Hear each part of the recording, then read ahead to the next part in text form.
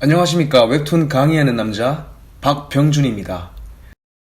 그럼 바로 첫 번째 수업 시작해 보도록 하겠습니다. 자, 오늘은 첫 수업이니 간단하게 가벼운 주제를 가지고 왔습니다.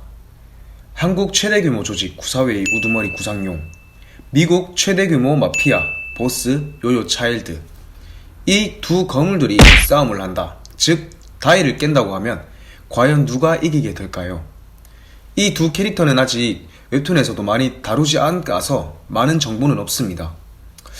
그러면 이 두 친구들의 신상 정보는 대충 알고 있다고 생각하고 바로 두 친구들의 전투력을 분석해 보도록 하겠습니다. 우선 피지컬에 대해서 공부를 한번 해보도록 하겠습니다. 요요 차일드 씨를 보시면 부하들에 비해서 굉장히 키가 난쟁이 수준이에요. 선생님, 네, 질문하세요. 원래 미국 형님들이 덩치가 대체로 크잖아요. 네, 그렇게 생각하실 수도 있어서 또 사진을 가져왔습니다. 보시면 발면도 키가 홍크의 어깨까지는 온다라고 볼 수가 있죠. 하지만 요요 차일드씨 보시면 어깨 밑에 있네요, 키가. 이 정도면 발면도보다 키가 작다고 봐도 무방합니다. 발면도가 평균 여성들의 키보다 조금 크다고 생각했을 때 우리 요요씨는 평균 여성들의 키 정도다라고 알 수가 있죠. 그렇다면 다시 이 난쟁이 요요씨가 키는 몰라도 덩치가 어느 정도 있냐? 그것도 아닙니다. Nope. 사진을 보시면 그냥 멸치죠. 그래도 장근육이 많을 수도 있으니까 그래도 우선 결론을 내보자면 우리 요요씨는 미국에 있어도 로이드는 하지 않았네요. What the fuck? 충분한 내추럴입니다. 그럼 우리 구상용씨 한번 모셔보겠습니다. 홍크 아빠를 어깨빵으로 넘어뜨렸을 때입니다.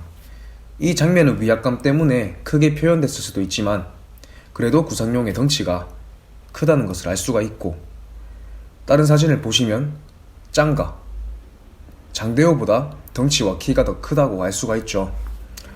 이렇게 봤을 때 구상용씨는 최소 우람한 성인 남성 정도가 될 것 같습니다. 이렇게 봤을 때 피지컬적으로는 구상용씨가 더 유리합니다. 하지만 헬퍼 세계관에서는 키나 체중 같은 피지컬은 싸움에서 중요한 요소가 되진 않았습니다. 그래도 구상용씨는 헬퍼 세계관 내의 최강의 피지컬, 살고를 가지고 있습니다. 그냥 괴물입니다, 구상용은. 이렇게 봤을 때 피지컬은 구상용이 더 우위에 있다라고 볼 수가 있죠.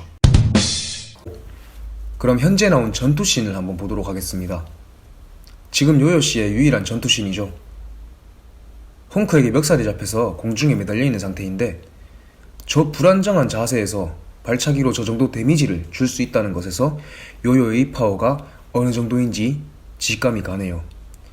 그리고 요요씨 입장에서는 미들킥이겠지만 키가 작아서 슬픈 현실이죠. 홍크에게는 로우킥 정도겠네요. 와, 근데 이런 로우킥 같은 미들킥으로 적어도 30kg는 차이가 날 것 같은 거구의 몸을 띄울 수 있는 정도라면 피지컬을 압도하는, 그냥 피지컬을 씹어 먹어버리는 파워라고 알 수 있습니다. 자, 그럼 구상용씨 가정교육 한번 살벌하게 하네요. 방바다 할머니가 저기 맡고 있는 구주종 보고 귀신 같은 감을 가졌다고 했습니다. 그 구주종도 눈치채지 못할 만큼 빠른 주먹 속도를 자랑하네요. 그리고 주먹한 대로 구주종을 탱탱불처럼 멀리 날려버리죠. 여기서 구상용의 파워도 어느 정도인지 직감이 갑니다. 구상용은 전투씬이 하나 더 있죠. 여기 홍크 아버지가 소화기로 뒤치기를 하려고 하네요. 하지만 살골이란 헬퍼 세계관 최강 피지컬로 소화기를 차륵마냥 접어버리고 분노 조절이 힘든 아저씨에게 수면제 황천기를 시전해버립니다. 대단하네요. 와우. 그러면 여기까지 나온 캐릭터들의 전투 장면을 보고 캐릭터들의 전투 스타일을 한번 알아보도록 하겠습니다. 예전에 짱가가 자기는 무기 정점, 즉 밤의 정점이라고 했었고 구상용을 낮의 정점이라고 했었습니다. 굉장히 오글거리네요. 그리고 다른 장면을 보시면 구상용이 맨손으로 100명을 때려잡는다고 말한 대사가 있었죠. 이것으로 보아 구상용은 주먹에 대한 재능이 굉장히 큽니다. 격투 스타일은 낫도깨비처럼 무기를 사용하지 않을 것 같습니다. 사용한다고 해도 재능이 있는 주먹을 싸움에서 더 많은 비중을 차지할 것 같네요. 반면 요요는 홍크와의 전투로 보아 타격술도 굉장히 뛰어난 것을 알 수 있습니다. 그리고 이름에 맞게 요요에 칼날을 넣어서 무기로 사용을 하고 있네요. 이런 자기만의 무기를 가지고 있다는 점에서 무기술도 상당히 뛰어날 것 같습니다. 그리고 다른 얘기지만 요요가 상계이 블랙과 매우 비슷한 모습을 가지고 있네요. 우선 블랙과 요요 차일드의 관계는 다른 수업에서 한번 다뤄보도록 하겠습니다. 분위기가 루즈해지니 슬슬 결론을 내야 될 것 같습니다. 우선 구사회와 화이트 슈트의 조직적 싸움에 대해서 궁금해하시는 분들이 몇 분 있던데, 이건 당연히 화이트 슈트가 이긴다고 봅니다. 우선 미국 최대 규모 마피아입니다. 인원부터 다를 테고, 그리고 구사회에서 좀 이쁨 받는 친구들 어떻게 싸우는지 한번 볼까요? 우선 몸통이란 놈은 도깨비 방망이, 자 모기도 있고, 얘는 당구 치러 왔나 보네요. 포세이돈의 권상우 씨까지. 그럼 화이트 슈트 한번 보고 오겠습니다. 오케이, 솔직히 말도 안 되는 싸움입니다. 구사회? 이런 거 아무리 싸보라 해요. 수류탄 몇 개만 던지면 다 정리될 것 같습니다. 자, 그래도 조직 간의 싸움이 이긴다고 구상용이 지는 것은 아닙니다. 조직은 싸움 실력만으로 성장하는 것이 아니라 운영, 사업 등 여러가지 요소가 포함되어야 하니깐요. 그럼 구상용과 요요씨가 1대1로 싸우게 된다면 과연 누가 이기게 될까? 우선 구상용도 아들 구지용에게 권총을 선물한 것으로 봐서 호신용으로 권총은 있다고 보고 공평하게 총기류를 사용하지 않고 싸우게 될 때, 자, 제 생각에는 요요 차일드 씨의 전성기에 따라서 승패가 나눠질 것 같습니다. 뭔 개소리야! 이게 무슨 말이냐?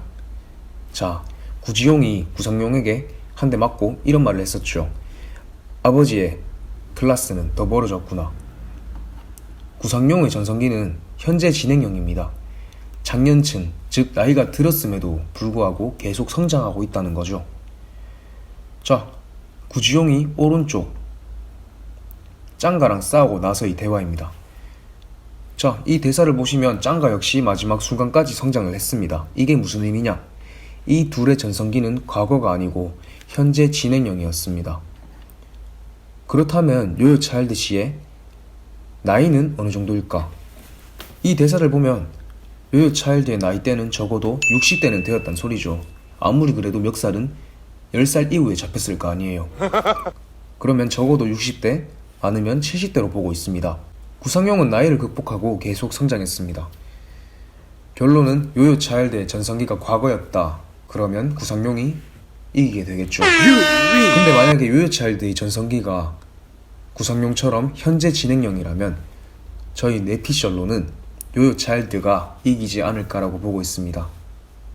한 나라의 정점인 두 사람의 대결이지만 한국 정점과 미국 정점은 솔직히 스케일이 다르긴 달라요. 그리고 그 한 나라의 정점으로 이 최고의 경지에 오른 두 사람이 싸울 경우 왼손 격투보다 무기까지 완벽하게 다룰 줄 아는 사람이 훨씬 유리하지 않을까라고 생각합니다. 요요 차일드의 요요가 저는 굉장히 이 둘의 싸움에서 유리한 수단이 될 것 같아서 저는 요요 차일드가 이긴다고 생각을 하고 있습니다. 자, 여기까지 요요 차일드와 구상용의 싸움에 대해서 알아봤습니다. 그리고 오늘 다룬 영상은 구상용과 요요 차일드의 싸움이지 헬퍼 세계관 최강자를 가리는 주제가 아니었습니다. 그럼 다음에는 헬퍼 세계관의 최강자는 누구일까? 라는 주제로 찾아봤겠습니다. 어디까지나 저희 뇌피셜이고 의견이니 재미있게 봐주셨으면 감사하겠습니다. 오늘 수업 여기까지 하겠습니다.